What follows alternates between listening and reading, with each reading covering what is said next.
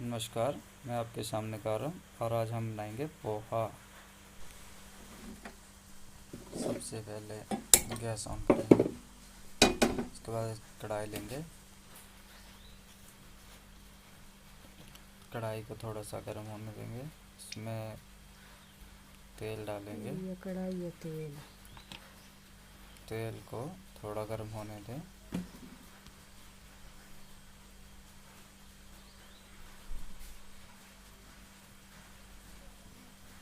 हमारा तेल गर्म हो गया है।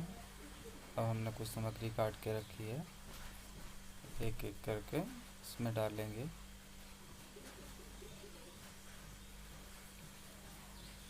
हमारा तेल गर्म हो चुका है। सबसे पहले इसमें हम डालेंगे मस्टर्ड सीड्स, थोड़ी सी चने की दाल, अरहर की दाल, कड़ी पत्ता, थोड़ा सा फ्रेश फ्राई करेंगे।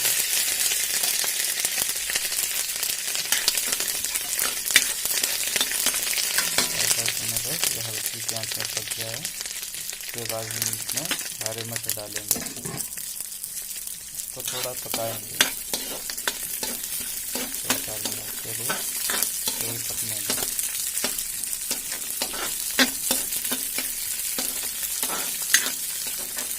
ये थोड़ा पक चुका है,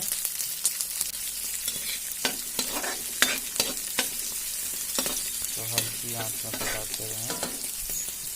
तो इसमें हम डालेंगे प्याज,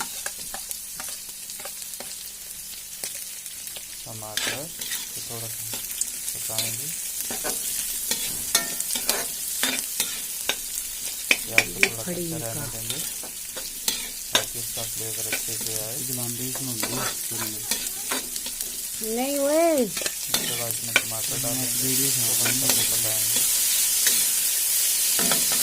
ताकि इसका टेक्सचर अच्छा बने। इसको पकाते रहें।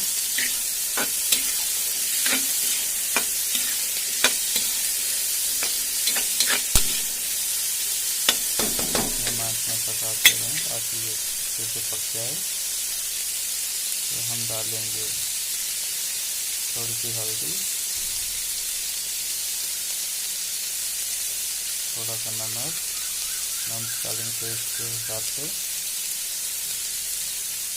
थोड़ा सा गरम मसाला,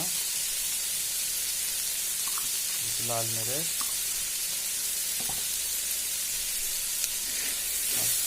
फिर पकाएंगे थोड़ी देर।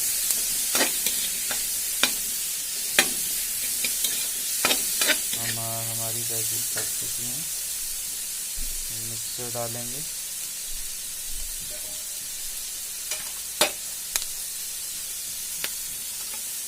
हमने ये चिड़वे को थोड़ा सा भिगो के रखा हुआ है, वो हम इसमें डाल देंगे।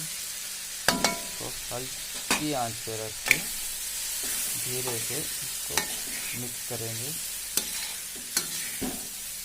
ताकि ये टूटे नहीं।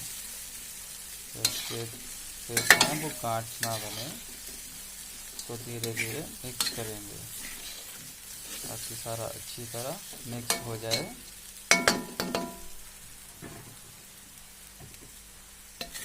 तो हल्की हल्की आंच में पकाते रहें। पोहा ऐसा होना चाहिए जो सॉफ्ट रहे, हार्ड ना हो, करारापन ना आए और ना ज़्यादा टूटे। पकाते रहें। हमारा पोहा लगभग बनकर तैयार है।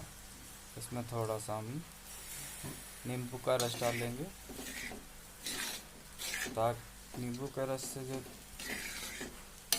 इसका टेक्सचर आएगा वो बहुत अच्छा आएगा, हल्का सा अच्छा फ्लेवर आएगा। अब हमारा पोहा बन के तैयार हो गया है। हम एक प्लेट लेंगे, प्लेट ले ली हमने, इसमें हम पोहा डालेंगे। पोहा हमने और डाल दिया। देखिए देखने में कितना अच्छा लग रहा है, इसका टेक्सचर भी बहुत प्यारा है।